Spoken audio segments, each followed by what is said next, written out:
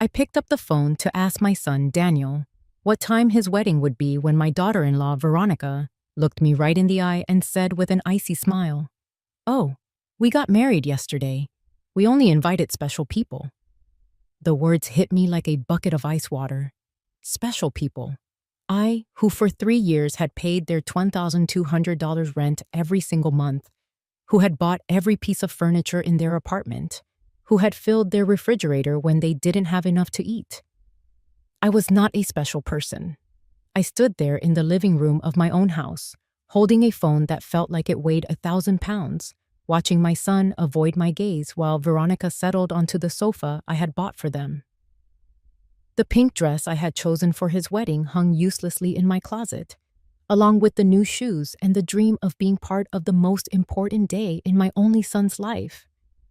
I had spent $200 on that dress, thinking how lovely I would look in Daniel's wedding photos in which I would never appear. For weeks, I had been planning every detail. I had set aside an extra $1,000 for their wedding gift. I had called my sister down in Florida to tell her the good news. I had cleaned my house from top to bottom because I thought maybe they would come to celebrate with me after the ceremony. All of it crumbled in a second with those 4 poisoned words. Only special people. Daniel finally looked up, his voice sounding rehearsed.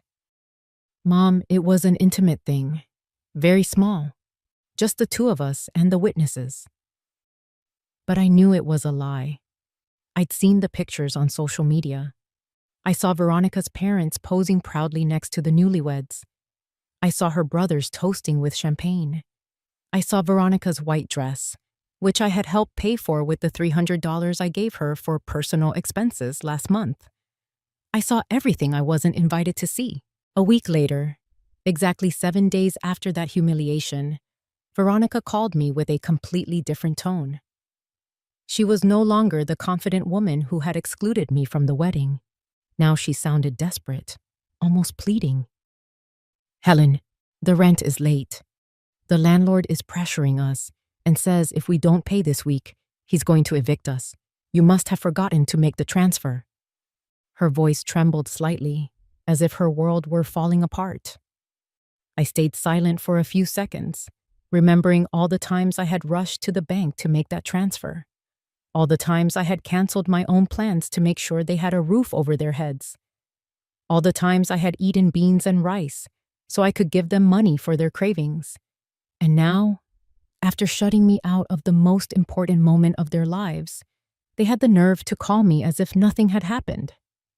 "Veronica," I said with a calmness that surprised even me, "I guess I didn't tell you.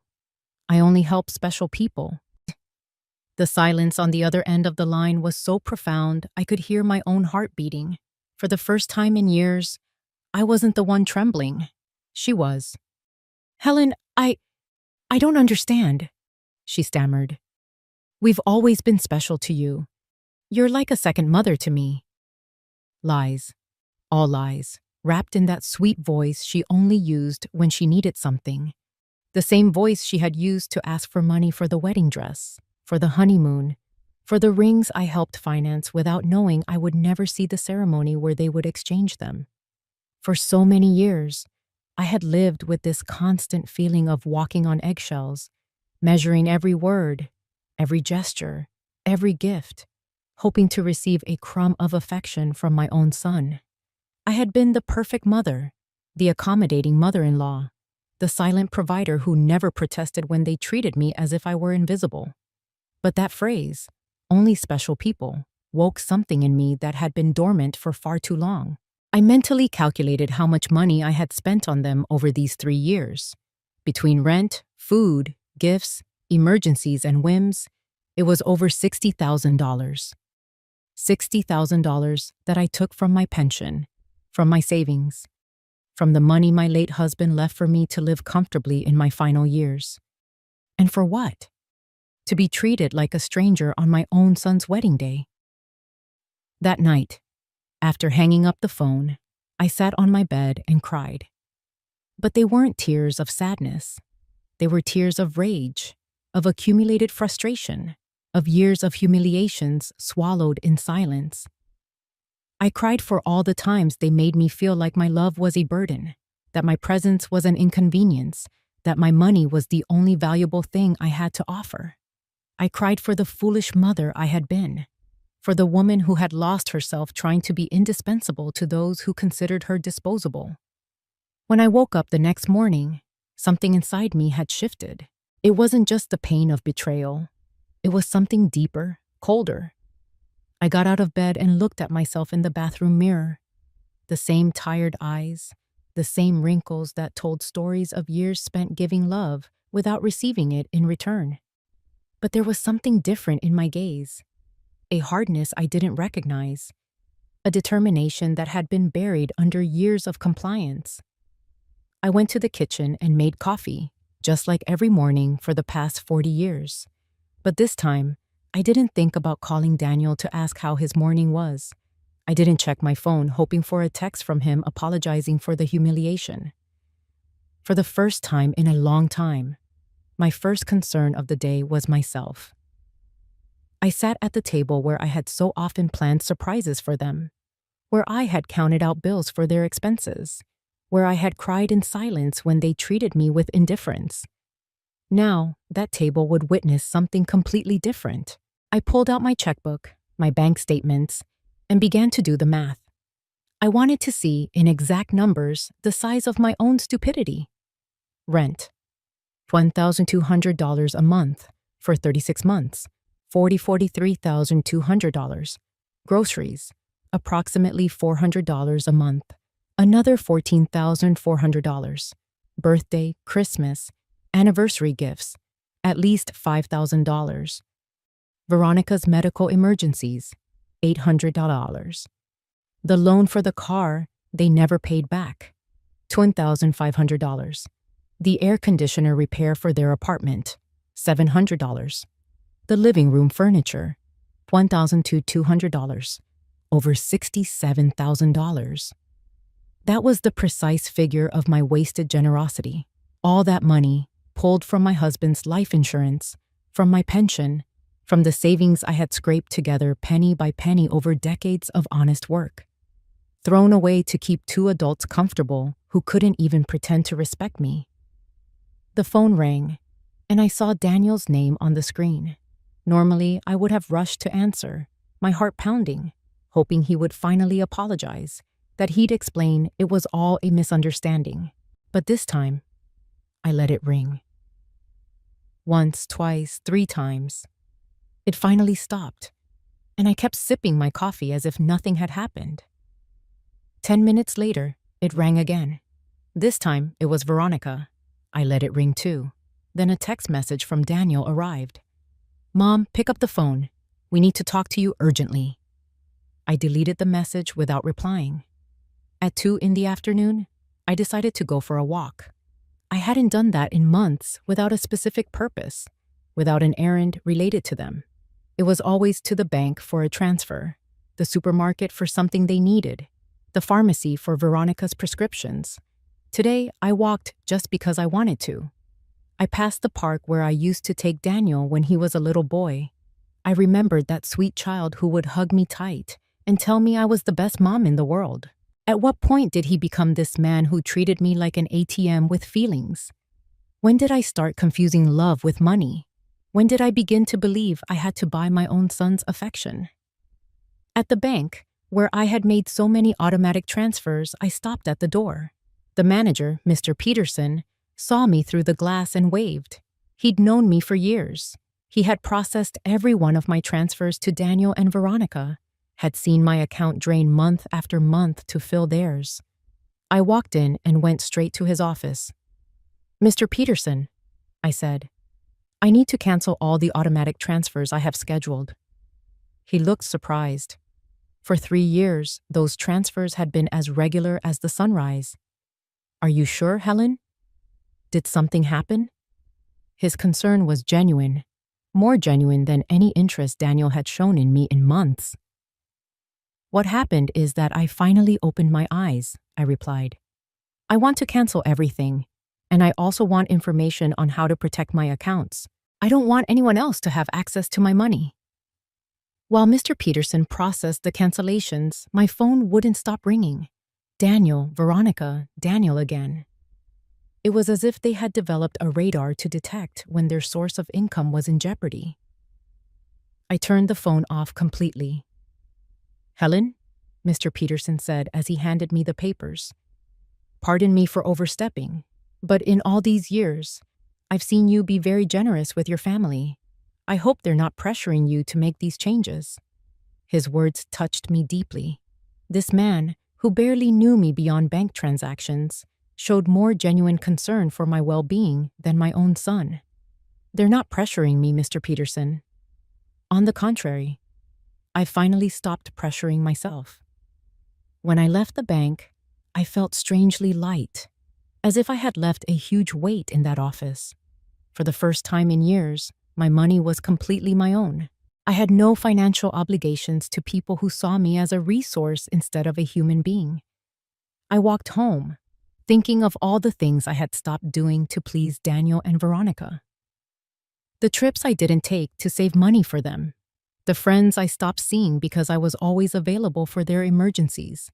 The hobbies I abandoned because every dollar I spent on myself was one less for their needs.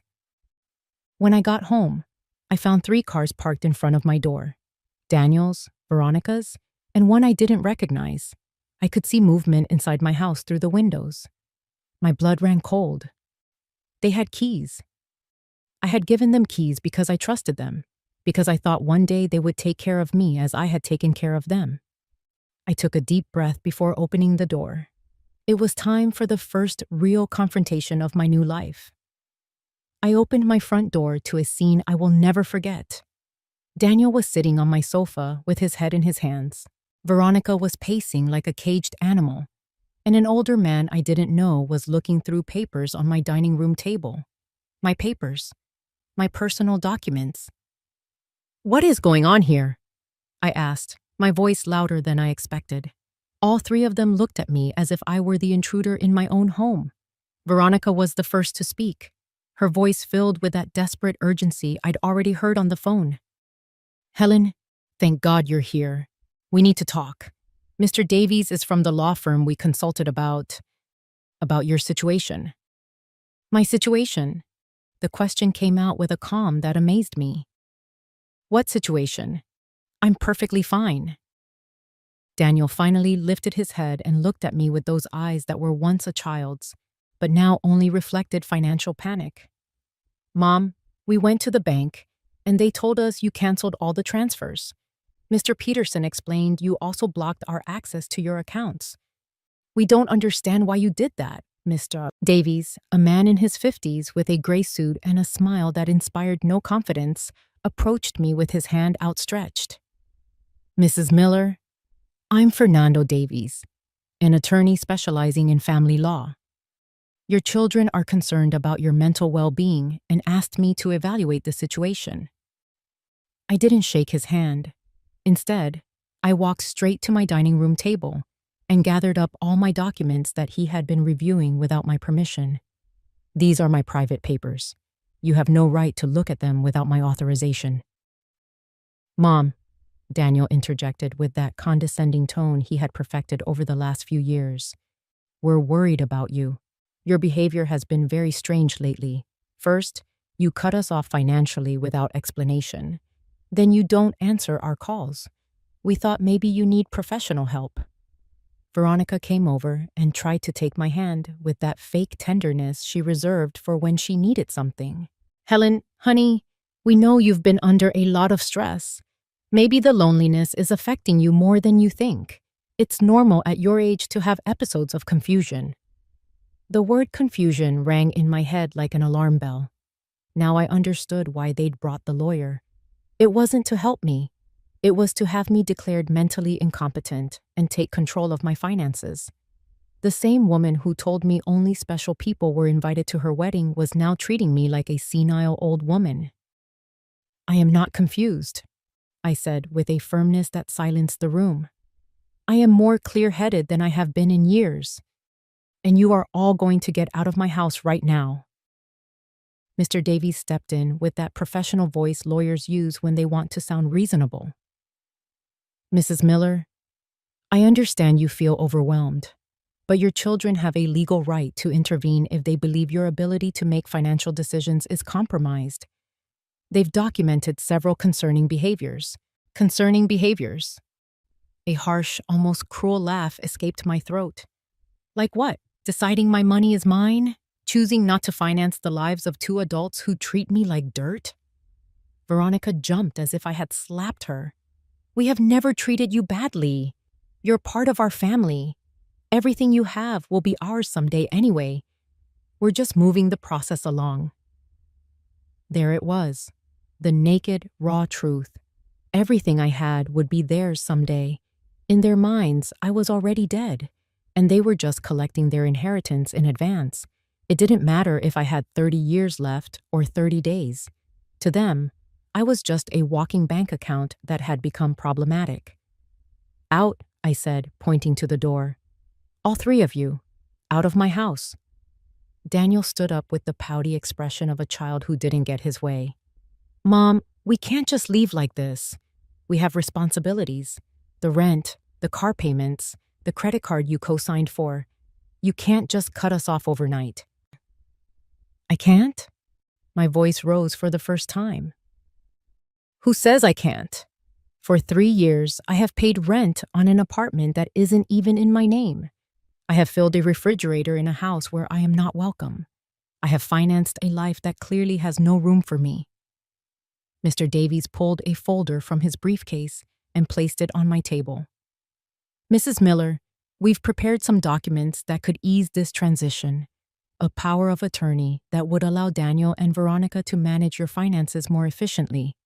It would be temporary, of course, just until you're feeling better. I took the folder and threw it directly into the trash without even opening it. The only transition happening here is you three walking out that door. Veronica started to cry, but they were tears of frustration, not sadness. You can't do this to us, Helen. We were counting on you. We made plans based on your support. We bought things. We made financial commitments because we knew we could count on you. Commitments based on my money, I replied. Not on my well-being, not on my happiness, not on my company, just on my money. And now that I've decided my money has a better use in my own life, suddenly I'm a confused old woman who needs legal supervision. Daniel tried to approach me, but I took a step back. He was no longer the little boy who used to run into my arms after a nightmare. He was a 35-year-old man who saw his mother as an obstacle between him and a comfortable, financed life. Mom, we made mistakes, he said, his voice trying to sound regretful. The wedding, it was a misunderstanding. Veronica was nervous. I was under pressure. We can fix this if you'll just be reasonable again. Reasonable. The word tasted bitter. Being reasonable means I keep paying for your life while you treat me like a stranger. It means pretending it doesn't hurt to be excluded from the most important day of my only son's life, Mr. Davies packed his papers with the efficiency of someone used to rejection. Mrs. Miller, this isn't over. Your family has legal options. If you are truly making irrational decisions due to mental health issues, a judge can determine that you need supervision. His words were a physical blow. This wasn't just a manipulative family visit. It was a real legal threat. They wanted to declare me incompetent to manage my own affairs. Mr. Davies, I said, looking him straight in the eye, I suggest you do your research before you threaten a 69-year-old woman who has managed her finances impeccably for 40 years, who raised a son alone after being widowed, who maintained a home, worked until she honorably retired, and who, until last week, was financially supporting 2 fully capable adults. Veronica stopped crying and looked at me with a coldness that finally showed her true face. This isn't over, Helen. We have rights too, and lawyers. Perfect, I replied. Hire all the lawyers you want, with your own money, of course, because mine is no longer available to finance your legal tantrums. The 3 of them walked to the door, their pride wounded by being told no. Before leaving, Daniel turned back one last time. Mom, this is going to end very badly for you. You're going to end up alone, with no one to take care of you when you really need it. Daniel, I said with a deep sadness but also crystal clarity, I'm already alone. The difference is, now it's by my own choice, not by your neglect. When the door closed behind them, I stood in my living room, surrounded by the most beautiful silence I had heard in years. It was the silence of freedom. That night, I couldn't sleep, but it wasn't from sadness or regret. It was from the adrenaline of having taken back control of my own life. I lay awake in bed, planning my next moves like a general preparing for battle. If Daniel and Veronica wanted a fight, I would give them a war, but it would be a war I fought with intelligence, not emotion. At 6 a.m, I was dressed and ready to go.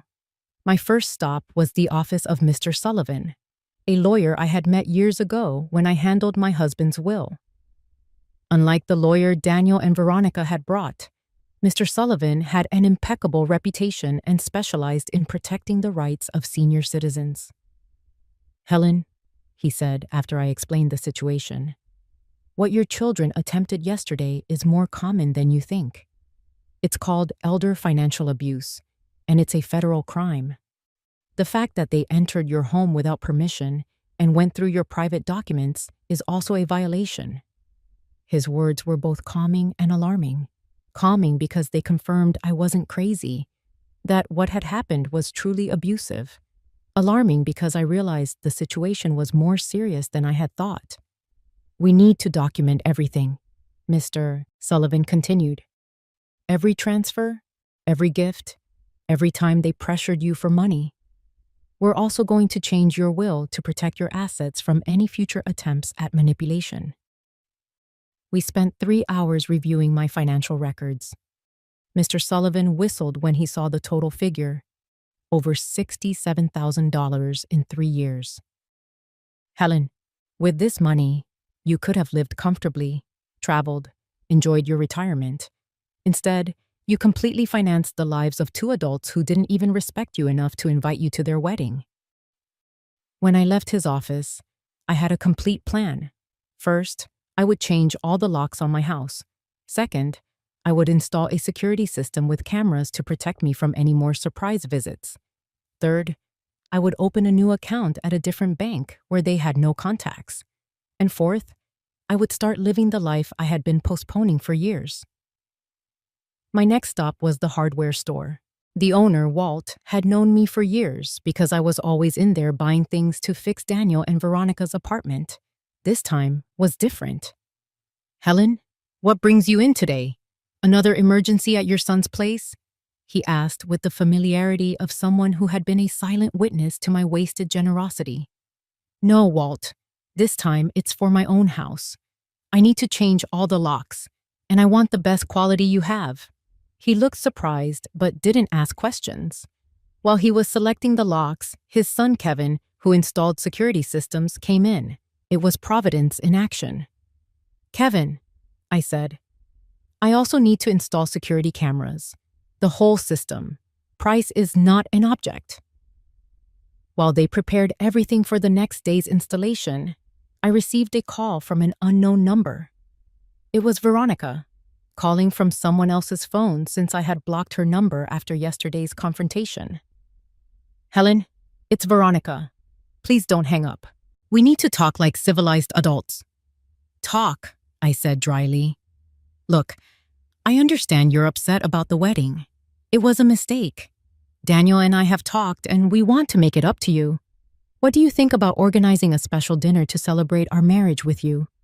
We could do it at your house, cook together like old times. The manipulation in her words was so obvious it was almost funny. Veronica, how much exactly do you owe in rent? The silence on the other end confirmed I had hit the nail on the head. Well, it's 2 months. $2,400 in total. But that's not the only reason I'm calling. Helen, we really miss having you in our lives.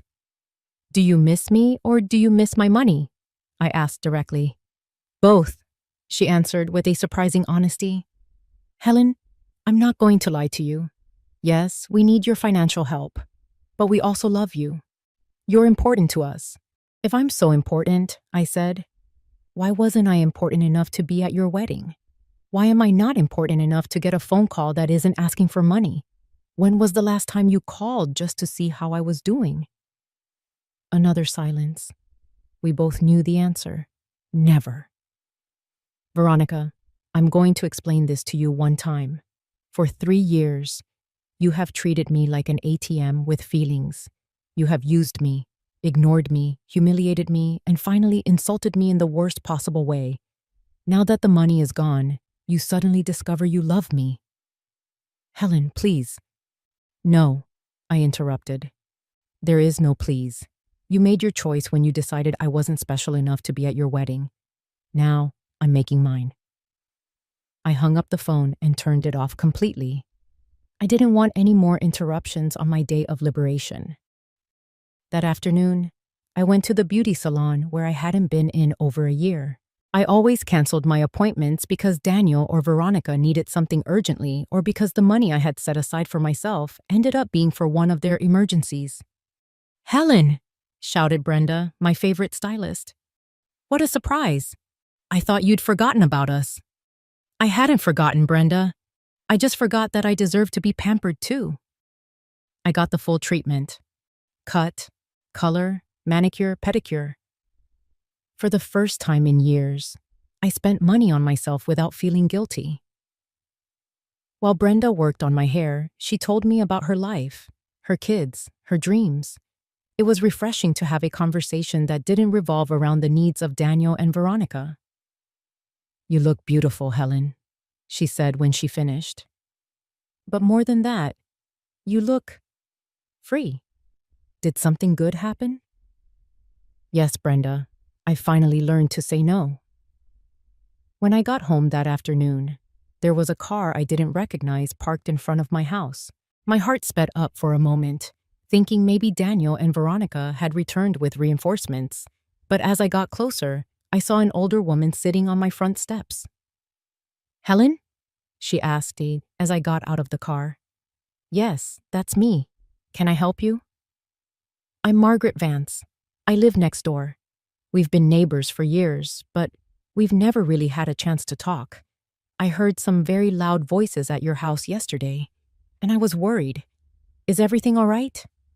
Her genuine concern touched me deeply. Here was a stranger showing more interest in my well-being than my own son. Please, come in, Margaret.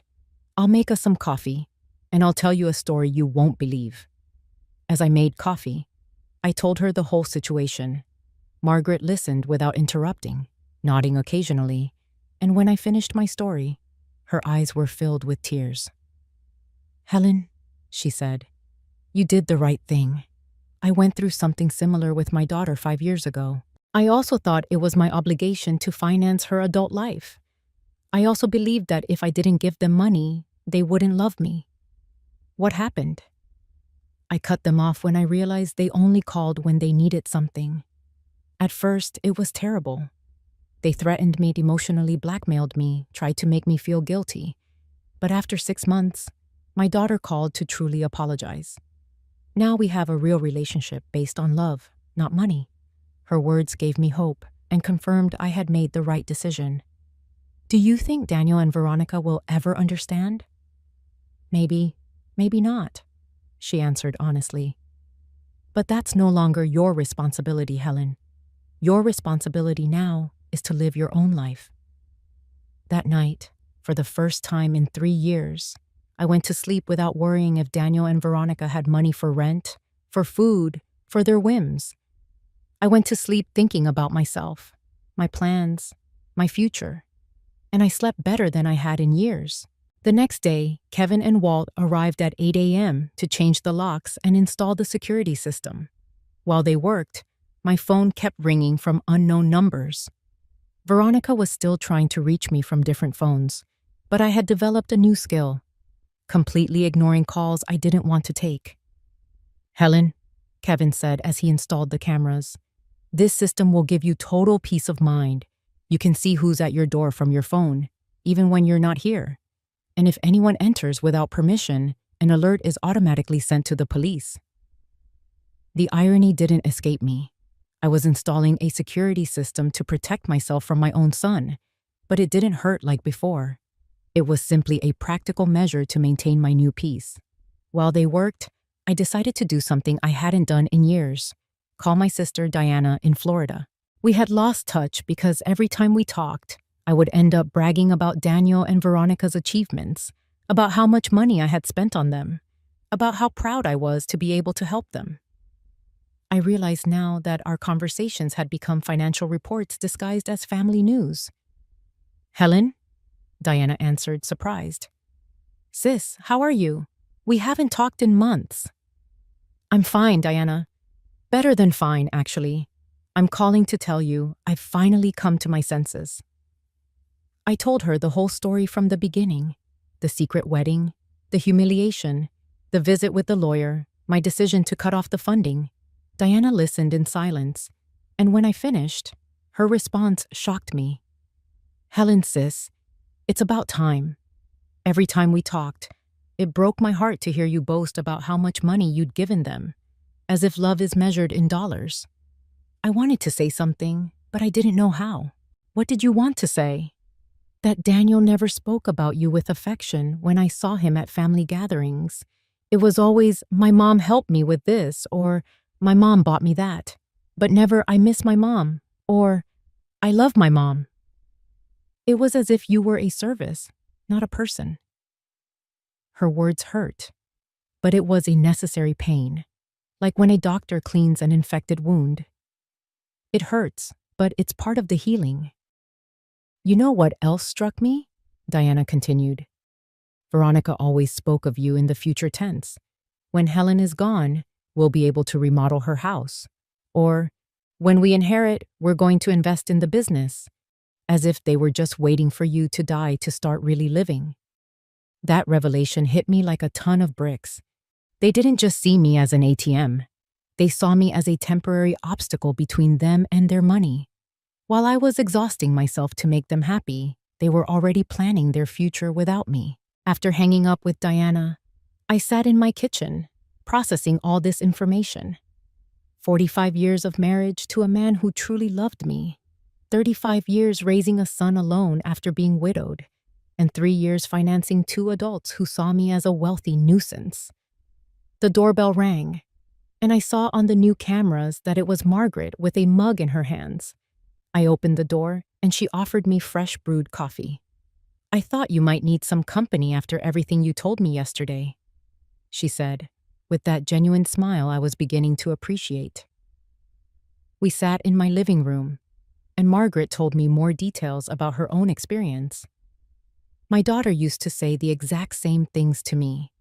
'You're like a second mother to me. We're special to you. Someday it will all be ours anyway.' They're rehearsed lines, Helen. They learn them from the Emotional Manipulation Handbook." "Do you think such a handbook exists?" I asked, half joking. "Not officially, but it seems they all read from the same book. Chapter 1 is Make Her Feel Indispensable. Chapter 2 is Create Constant Financial Emergencies. Chapter 3 is If She Resists, Question Her Mental Health." We laughed, but it was a bitter laugh.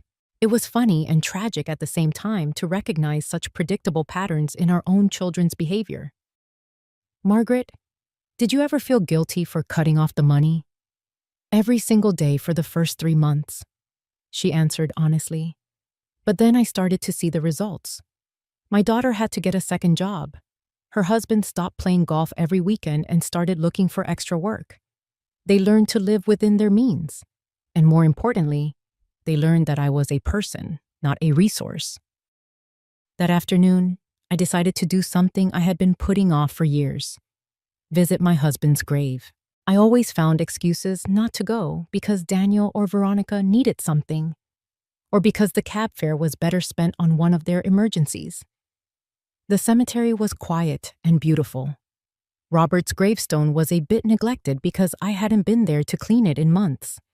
I sat on the grass beside his headstone and spoke to him as if he were alive. "Robert, my love, I think I got lost for a while. After you were gone, I put all my energy into Daniel. I wanted to be the best mother in the world, to somehow make up for him growing up without a father. but I think in the process, I forgot to be myself. The wind blew gently, and for a moment, I felt like he was listening. Our son has become someone I don't recognize. Or maybe he was always this way, and I just didn't want to see it. His wife is, well, you know how she is. The money you left for me to live peacefully, I spent it supporting them. But not anymore, my love. I've learned. And I cleaned his gravestone, replaced the withered flowers with fresh ones, and stayed there for another hour, just enjoying the peace. For the first time in years, I wasn't in a hurry to get home to solve some crisis for Daniel and Veronica. When I got back, there were 3 cars parked in front of my house again. My heart raced, but this time, I was prepared. The cameras showed me it was Daniel, Veronica, and 2 other people I didn't recognize. They all seemed agitated, talking among themselves and pointing at my house. I didn't get out of the car. Instead, I called Mr. Sullivan, my lawyer. Mr. Sullivan, they're at my house again. This time they've brought more people. What should I do? Don't get out of the car, Helen. I'm on my way immediately. And I'm calling the police. After our conversation yesterday, I filed for a temporary restraining order. They are not allowed on your property. 15 minutes later, Mr. Sullivan and 2 police cars arrived.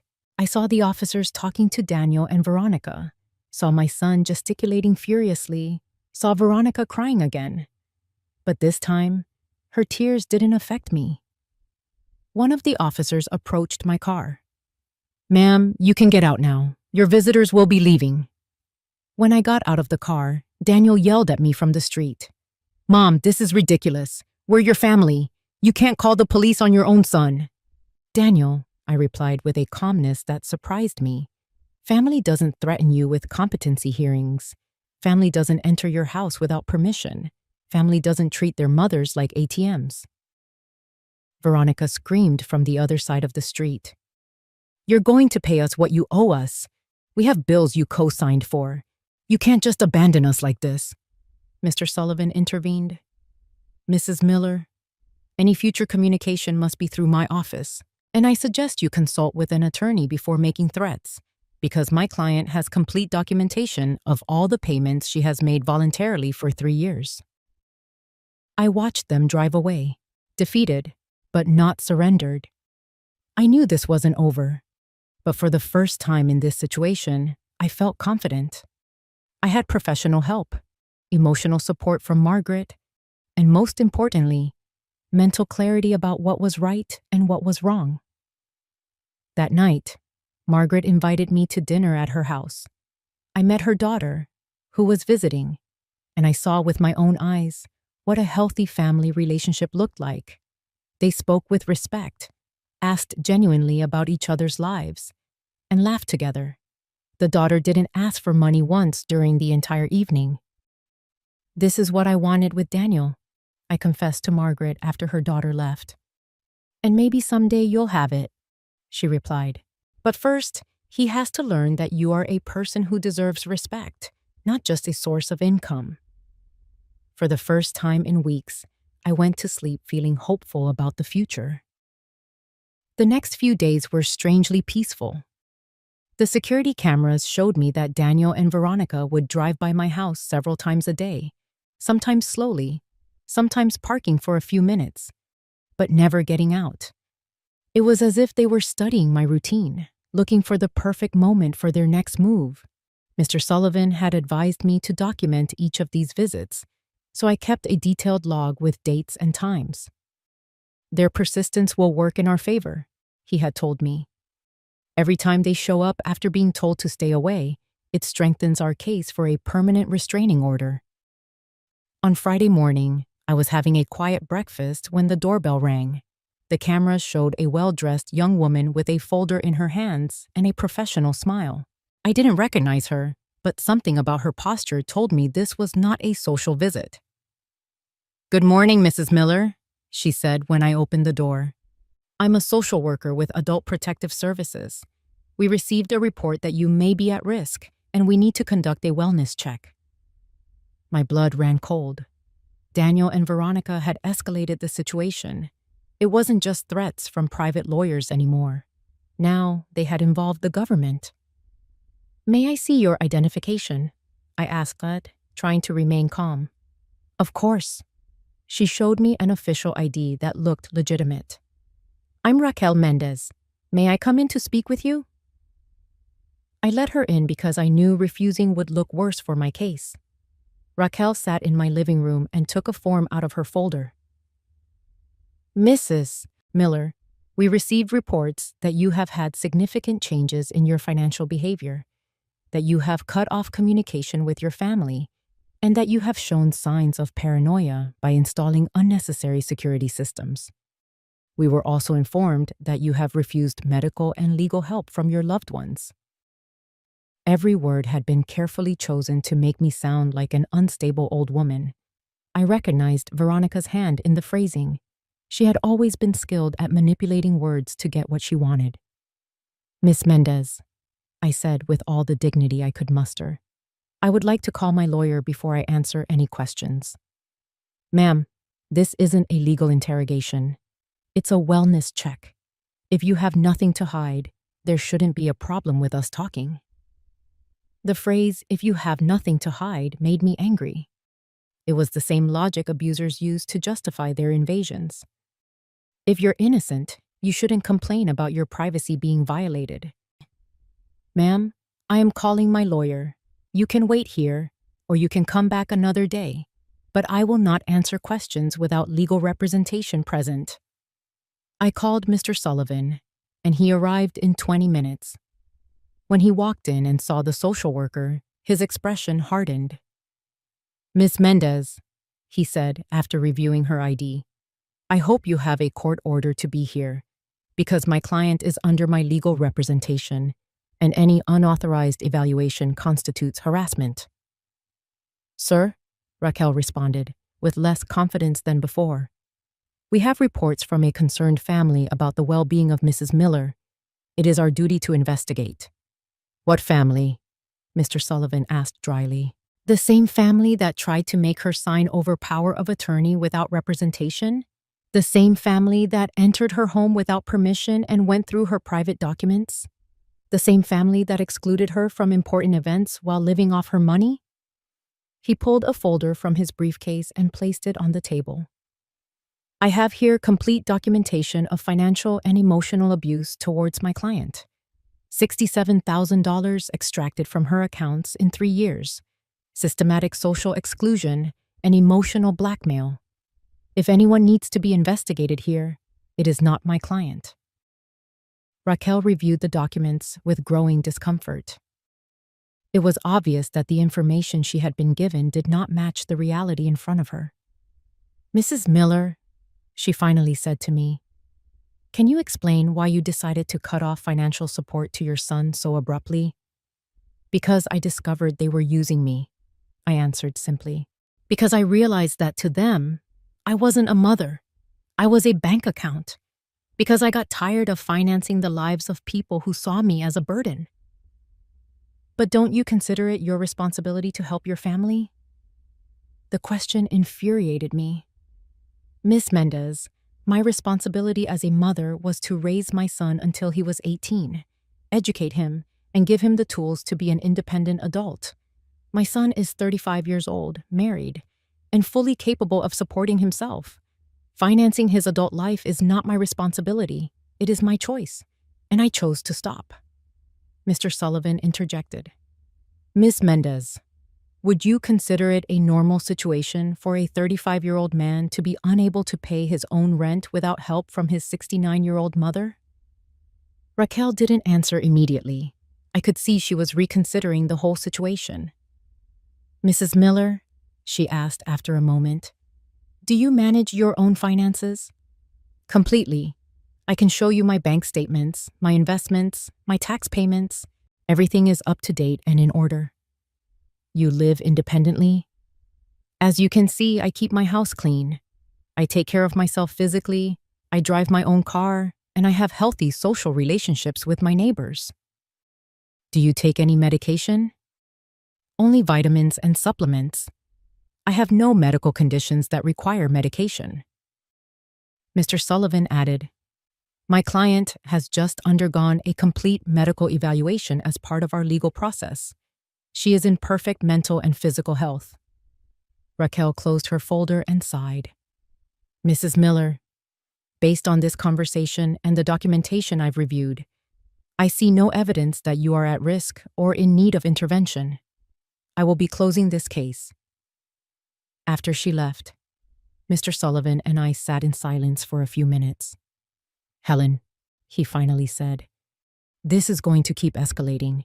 Daniel and Veronica will not stop until they regain access to your money. We need to prepare for their next move." That afternoon, reflecting on the social worker's visit, I realized something important. I no longer felt like a victim. I felt like a woman who had taken control of her life and was willing to defend it. I called Diana, my sister, to tell her what had happened.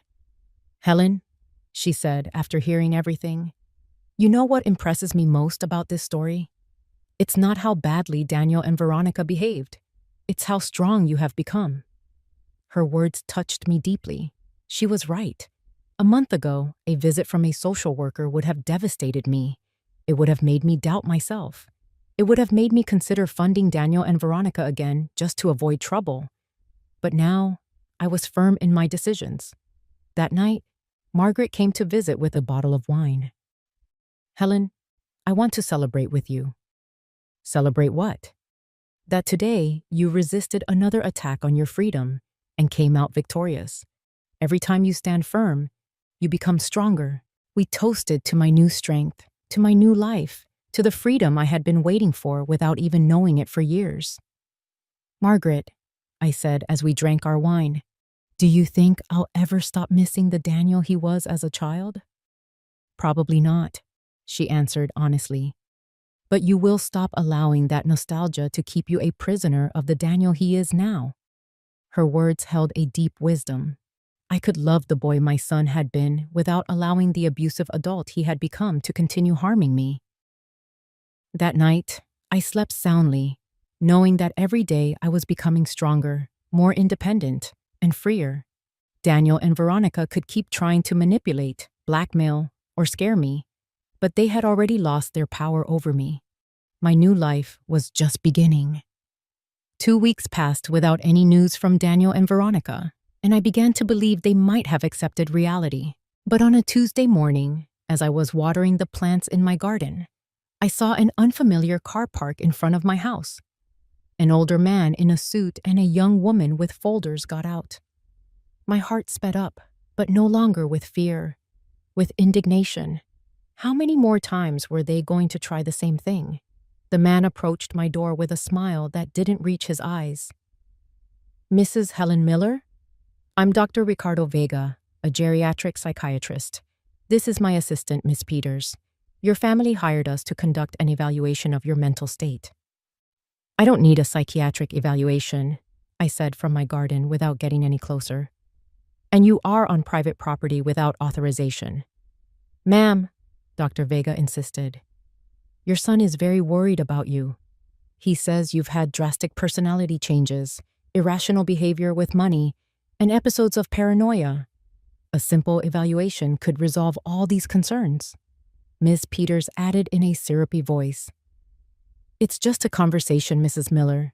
If you're fine, as you say, the evaluation will confirm it, and your family will be at ease." I immediately recognized the tactic. It was the same one Veronica had used. If you have nothing to hide, you shouldn't have a problem. But I was no longer the same naive woman from a month ago. "Dr. Vega," I said with authority, "I am 69 years old and have managed my affairs independently my entire adult life. I will not submit to psychiatric evaluations because my son doesn't like that I stopped financing his life." "Ma'am, we understand your resistance," said Ms. Peters with that condescending tone people use with small children. "But the evaluation is for your own good." My own good. The laugh that came from my throat was bitter. You know what was for my own good? To stop paying the rent for 2 adults who treated me like garbage. You know what else was for my own good? Installing cameras to protect myself from family members who enter my house without permission. Just then, Mr. Sullivan pulled up in his car. Upon seeing him, Dr. Vega and Miss Peters exchanged uncomfortable glances. "Dr. Vega," Mr. Sullivan said after getting out, "I hope you have a court order to be here, because otherwise, you are violating the restraining order we have against my client's family." "We are not family," the doctor responded defensively. "We are mental health professionals hired by concerned relatives." "Hired by relatives who are ordered not to approach my client," Mr. Sullivan retorted dryly. "What you are doing is called harassment by proxy, and it is equally illegal." He took out his phone and called the police. "Officer, I need you to come and remove 2 individuals from my client's property. They are violating a restraining order." While we waited for the police, Dr. Vega tried to justify his presence. "Mrs. Miller, your son showed us concerning evidence: unpaid medical bills, stockpiled medications, erratic behavior with money." "Doctor," I interrupted, "my son lied to you. I have no outstanding medical bills because I'm not sick. I don't have stockpiled medications because I don't take any. And my behavior with money is perfectly rational. I stopped giving it away to people who mistreated me."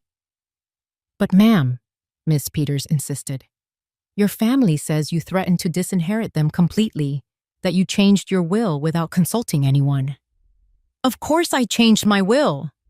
My voice rose for the first time in the conversation. "Why would I leave my inheritance to people who exclude me from the important moments of their lives? Why would I reward abuse with money?" 2 police cars arrived, and Officer Johnson, who already knew the situation from previous visits, approached Dr. Vega. "Doctor, I need you to leave this property immediately. This woman has a valid order of protection." "Officer, we are health professionals. We are not breaking any laws." "Yes, you are," Mr. Sullivan interjected. "You are here as representatives of people who are forbidden to approach my client. It is indirect harassment." Dr. Vega and Ms. Peters left, grumbling, but before getting into their car, Ms. Peters shouted, "Mrs. Miller, your family just wants to help you. Don't let them isolate you from the people who love you." "The people who love me don't try to declare me crazy to steal my money," I shouted back. After they left, Mr. Sullivan and I sat in my living room to plan the next step. "Helen, this has gotten out of control. Daniel and Veronica are spending money they don't have to hire professionals to try and declare you incompetent. This means they are desperate." "What more can they do?" "They can try to file for guardianship. It's expensive and hard to win. But if they get a sympathetic judge and a psychiatrist willing to testify in their favor, they could manage to have a guardian appointed." The idea terrified me. Could they take away control of my money? "They could try, but we have solid evidence that you are completely sane and that they are motivated by greed, not genuine concern." That afternoon, I called Diana, my sister, to vent. "Sis," she said after hearing my story, "do you realize how far they are willing to go for money? They are risking family relationships, spending on lawyers and doctors, destroying their own reputation, all to regain access to your bank account." Her words made me reflect. Daniel and Veronica had revealed their true nature completely. There was no going back. There was no possibility of genuine reconciliation. To them, I had never been a respected mother or mother-in-law. I had always been just money on legs. That revelation, though painful, was also liberating. I no longer had to wonder if I was making the right decision. I no longer had to feel guilty for protecting myself. They themselves had shown that my emotional and physical well-being mattered less to them than my money. That evening, Margaret came to visit with a surprise. She had invited her friends from the gardening club to meet me. "Helen," she introduced me. "These are my friends. Brenda, who you already know from the salon, Maria, Carmen, and Hope. We have all been through similar situations with abusive relatives." We spent the evening sharing stories. Maria had had to set boundaries with a brother who constantly asked for money. Carmen had cut ties with a daughter who only visited when she needed something. Hope had had to change her will after discovering her grandchildren saw her as their retirement plan. What hurts the most, I confessed, is not losing the money I gave them. It's realizing I never had the love I thought I had. Helen, Hope said with the wisdom of her 80 years. True love is not bought or sold. If you had to pay for it, it was never real.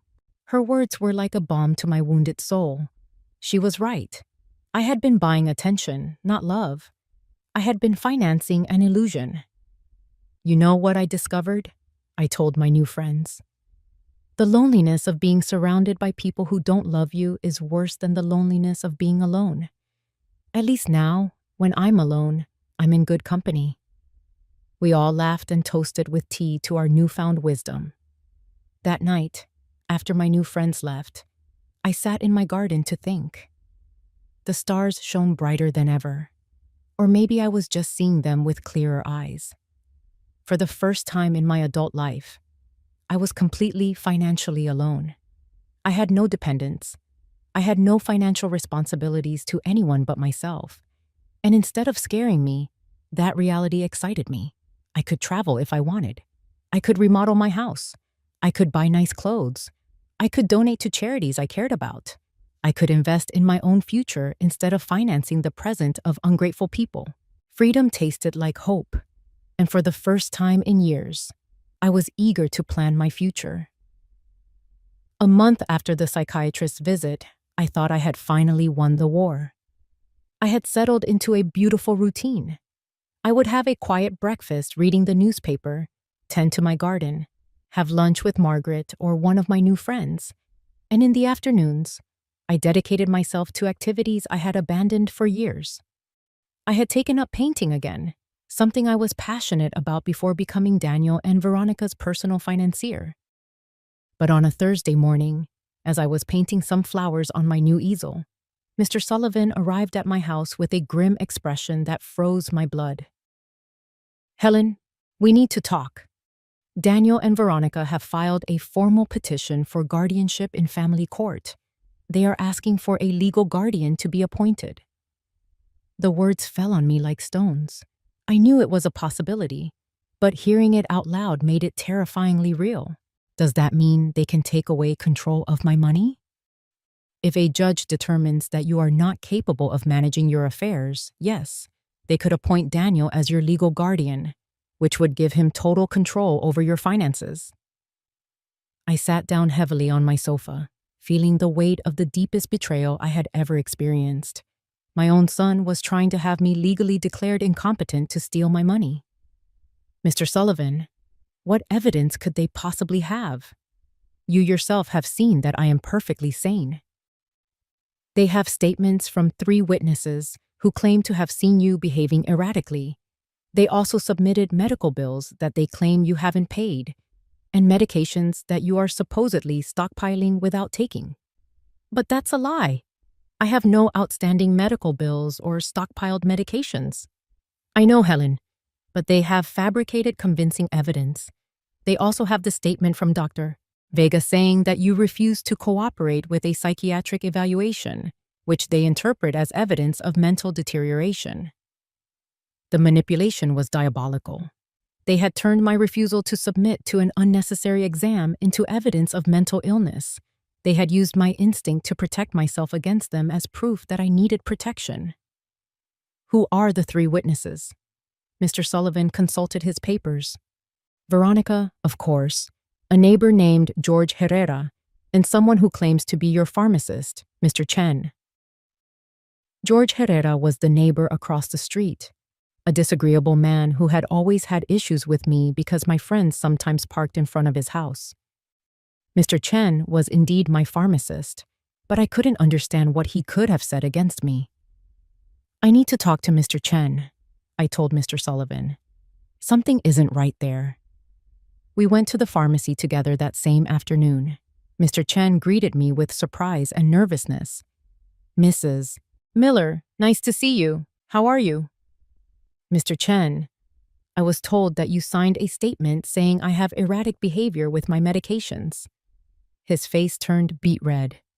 Mrs. Miller, Your daughter-in-law came in a few weeks ago asking about your medications. She said she was worried because you were acting strange. And what did you tell her?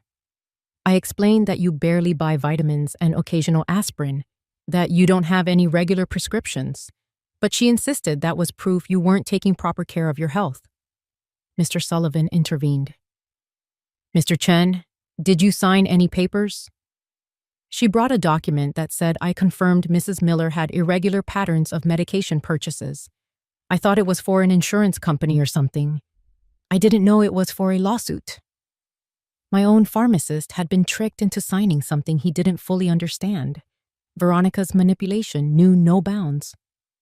Mr. Chen, I said, I need you to write a statement explaining exactly what happened and clarifying that I have no issues with medication. Of course, Mrs. Miller. I feel terrible about this misunderstanding. After the pharmacy, we went to confront George Herrera.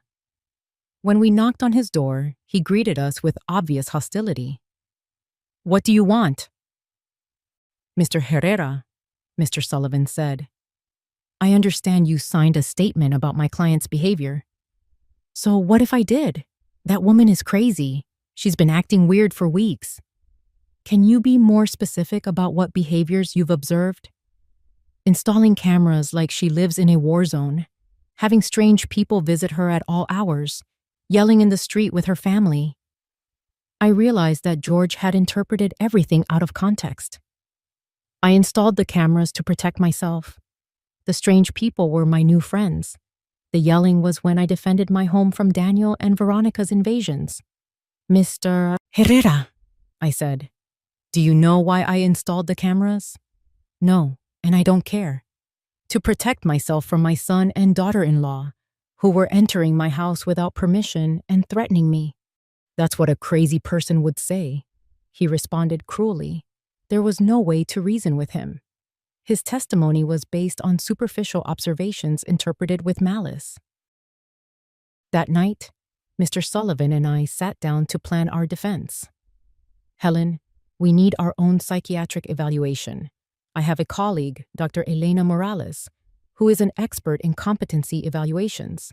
She can officially confirm that you are completely sane. And what if Daniel and Veronica have bribed the judge? What if none of this matters because they've already decided to declare me incompetent? Helen, the legal system isn't perfect, but it's not completely corrupt either. We have solid evidence of your mental competence and of their financial motivations. We are going to fight this. The next day, I went to my appointment with Dr. Morales. She was a woman in her 50s, with kind but perceptive eyes. Mrs. Miller, I am going to ask you a series of questions and give you some tests to evaluate your mental capacity. Please take your time and answer honestly. For 2 hours, she asked me questions about my memory, my reasoning skills, my financial understanding, my emotional health. She also gave me cognitive tests and asked me to solve math and logic problems. Mrs. Miller, she said at the end, your results are well above average for your age. Not only are you mentally competent, but your cognitive function is excellent. Doctor, why do you think my family is doing this? Based on what you've told me and the documents I've reviewed, this appears to be a classic case of elder financial abuse. Unfortunately, it's more common than people think. I left the appointment feeling validated but also sad. The professional confirmation of my sanity was a relief, but it also confirmed that the legal battle was real and necessary. That afternoon, Margaret organized an emergency meeting with all our friends from the gardening club. When I told them about the guardianship petition, they were all indignant. Helen, Maria said, we will testify in your favor. We have been with you for weeks, and anyone can see you are perfectly fine. Better than fine, Carmen added. You are more clear-headed and stronger than many 40-year-old women I know. Hope, with her 80 years of wisdom, took my hands. Helen, honey, what your children are doing is not new. For generations, greedy children have tried to declare their parents crazy to get their money. But you have something many of those victims didn't have. Documentation, legal support, and friends who can testify for you. Her words gave me hope. I was not alone in this battle. I had an army of strong women who had seen my transformation firsthand.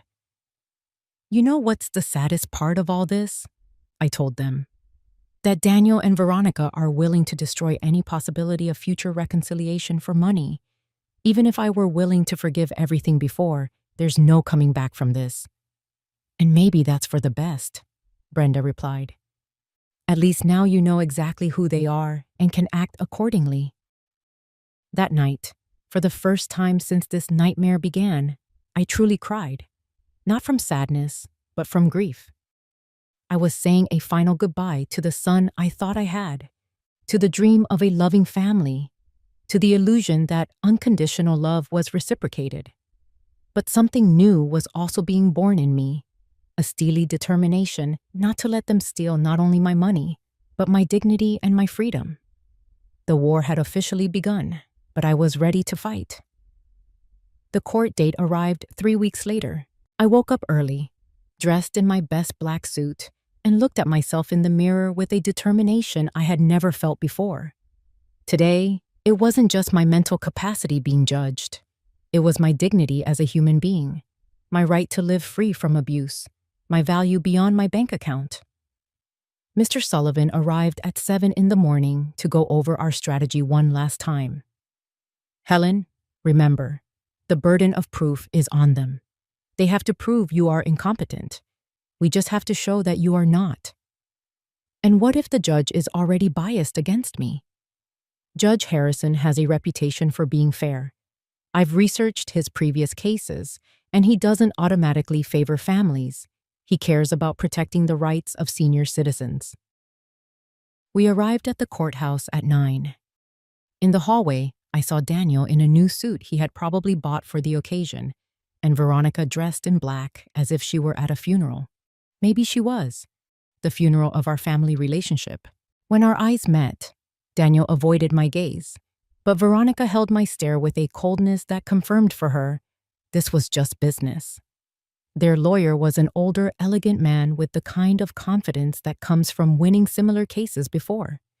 When he began his opening statement, his strategy was clear: to paint me as a confused old woman who had been manipulated by strangers to turn against her loving family. Your Honor, he said in a solemn voice, Mrs. Helen Miller has shown a clear mental deterioration in recent months. She has cut off all financial support to her family without rational explanation, installed unnecessary security systems due to paranoia, and isolated herself from her loved ones under the influence of neighbors and lawyers who are clearly taking advantage of her vulnerable condition. Every word was carefully chosen to make my empowerment sound like dementia, my freedom sound like external manipulation. Then they called their witnesses. Veronica was the first to testify, and her performance was Oscar-worthy. She cried as she described how I had completely changed, how I had become hostile and paranoid, how I had isolated myself from the family that loved me. Your Honor, she said with a broken voice, Helen was always like a second mother to me. To see her mental decline has been devastating. We just want to help her get the care she needs. Lies wrapped in convincing tears. When Mr. Sullivan cross-examined her, the cracks in her story began to show. Mrs. Miller, can you tell the court the last time you called my client for a reason other than asking for money? Veronica stammered. Well, we always talked about many things. Can you give a specific date? I don't remember exact dates. Is it true that you and your husband got married without inviting my client? It was a very small ceremony. Is it true that when my client asked about the wedding, you told her you had only invited special people? Veronica turned red. Those words were taken out of context. What would be the correct context for telling your mother-in-law she isn't a special person? She couldn't answer convincingly. Daniel was next. Seeing him on the stand, swearing to tell the truth as he prepared to lie about my mental health, was one of the most painful moments of my life. This was the boy I had raised alone, to whom I had dedicated my entire life. My mother was always very generous with us, he testified, but lately she has become erratic and irrational. We believe she is being manipulated by people who are taking advantage of her." When Mr. Sullivan cross-examined him, the mask fell off completely. "Mr. Miller, how much money have you received from your mother in the last 3 years?" "I don't know the exact amount. Would $67,000 sound about right?" "Maybe. She was always generous." "And how many times did you visit your mother without asking her for money?" The silence was deafening. "Is it true that you and your wife entered my client's home without permission and went through her private documents?" "We were worried about her." "Is it true that you brought a lawyer to pressure her into signing over power of attorney?" "We wanted to help her manage her finances." "At 35 years old, do you need help from your 69-year-old mother to pay your rent?" Daniel couldn't answer with dignity. George Herrera testified about my supposed erratic behaviors, but when Mr. Sullivan questioned him on the details, he admitted he had never spoken to me directly and that all his information was based on superficial observations. Dr. Vega testified that my refusal to be evaluated was evidence of mental decline, but Mr. Sullivan presented the documentation from our evaluation with Dr. Morales, which completely contradicted his conclusions. Then it was our turn. Mr. Sullivan first called Mr. Chen, my pharmacist, who explained how he had been tricked into signing a statement that misrepresented my medication purchasing habits. Dr. Morales testified about my excellent mental state, presenting the results of the cognitive tests, which had been flawless. Mr. Peterson from the bank testified about my financial competence, explaining that my decisions to cancel automatic transfers had been completely rational and processed correctly. Margaret and my friends from the gardening club testified about my lucidity, my new vitality, and my ability to maintain healthy social relationships. Finally, it was my turn to testify. I stood with dignity and walked to the stand, feeling the weight of 69 years of experience, of wisdom gained through pain, of strength discovered in adversity. Mr. Sullivan guided me through my testimony, allowing me to tell my full story. The $67,000 spent in 3 years, the humiliation of being excluded from the wedding, the constant emotional manipulation, the invasion of my privacy, the legal threats. "Mrs. Miller," Mr. Sullivan finally asked, "Why did you decide to cut off financial support to your son and daughter-in-law?" "Because I finally understood that what I was receiving from them was not love," I answered, my voice clear and strong. "It was a business transaction disguised as a family relationship. My money was welcome, but I, as a person, was not." "Do you regret your decision?" "I only regret that it took me so long to make it." Daniel's lawyer tried to make me seem confused during his cross-examination, but I answered each of his questions with clarity and precision. When he tried to suggest that my new friends had manipulated me, I explained that for the first time in years, I had relationships based on mutual respect, not financial interest. In his closing arguments, Daniel's lawyer kept insisting that I was a victim of external manipulation. Mr. Sullivan was devastating in his response. "Your Honor, what we have seen here is not the case of an incompetent elderly woman, but that of a woman who finally found the strength to free herself from years of financial and emotional abuse. The plaintiffs have presented no real medical evidence of mental incompetence. What they have presented is frustration because their source of income decided to exercise her legal and moral right to protect her own resources." Judge Harrison retired to deliberate for 2 hours that felt like 2 years. When he returned, his expression was serious but clear. "After reviewing all the evidence presented," he began, "it is clear to this court that Mrs. Helen Miller is in full command of her mental faculties. Professional psychiatric evaluations confirm her cognitive competence. Her financial decisions, while they may be painful for her family, are completely rational and within her rights." My heart began to beat faster.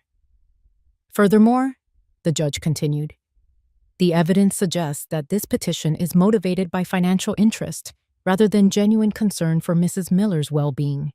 The court completely denies the petition for guardianship." I had won. I had won not only the legal battle, but my freedom, my dignity, my right to live without being abused by those who were supposed to love me. As we left the courthouse, I saw Daniel and Veronica talking furiously with their lawyer. Veronica shot me a look of pure hatred before walking away. Daniel looked at me one last time, and for a second, I saw something that might have been regret, but it was far too late. That night, Margaret hosted a celebration at my house with all our friends. We toasted to justice, to freedom, to the sisterhood of strong women who support each other. Helen, Hope told me, today you didn't just win a court case, you won your life back. She was right. For the first time in years, the future belonged completely to me. I could travel. I could love. I could create. I could live without fear, without guilt, without manipulation. 3 months later, I sold my house and moved into a beautiful apartment near the city center. I donated half of my money to organizations that protect senior citizens from family abuse. With the other half, I began to live the life I had always wanted. I traveled to Europe, took art classes, and joined volunteer groups. I never heard from Daniel and Veronica again. I heard through the grapevine that they had had to move to a smaller apartment and that Veronica had gotten a job for the first time in years. Perhaps adversity would teach them what my generosity never could: the value of honest work and independence. Some nights, when I look at the stars from my new balcony, I think about the woman I was a year ago, fearful, manipulated, believing I had to buy love. That woman is gone, and in her place was born someone who understood a fundamental truth. True love never has a price, and freedom is never too expensive. My name is Helen. I am 70 years old, and I have finally learned that the most important person I have to love and protect is myself.